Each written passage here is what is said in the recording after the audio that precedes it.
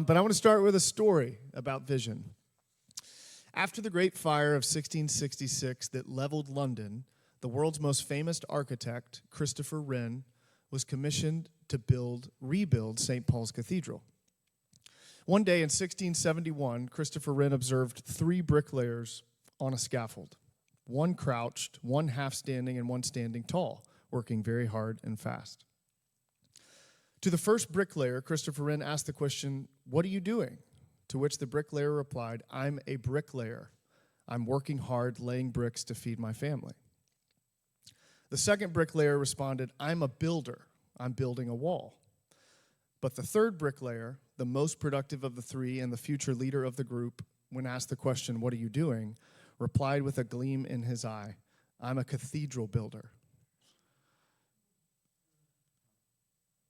He said, "I'm building a great cathedral to the Almighty." Another thing you need to know is that I cry a good bit when I public speak, and I can't really talk through it, so bear with me. Okay, so what defines a godly vision? We see there the importance of knowing the bigger picture of what you're doing.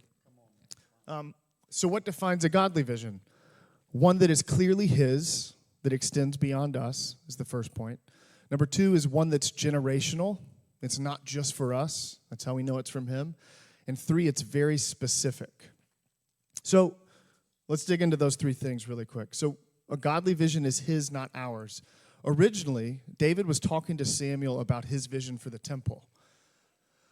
And he said, I dwell in a house of cedar. And speaking of the Ark of the Covenant, he's like, God dwells in a tent. You know, I want to build a temple for Him. Nathan,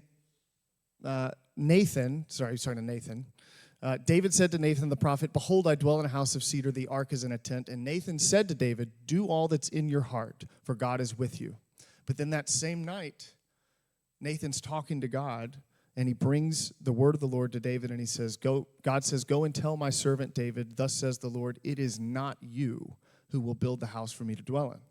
So even though David's original vision was that he would do it, as we see in this passage, he acquiesces that to his son as soon as he gets word that it's not his. And that's how he knew it wasn't, this was the Lord's vision. It wasn't David's. David's heart was set on building a house, yet God says, "Not you, your son," right? So we have to accept with open hands whatever God's vision for us is, not just our first idea of it.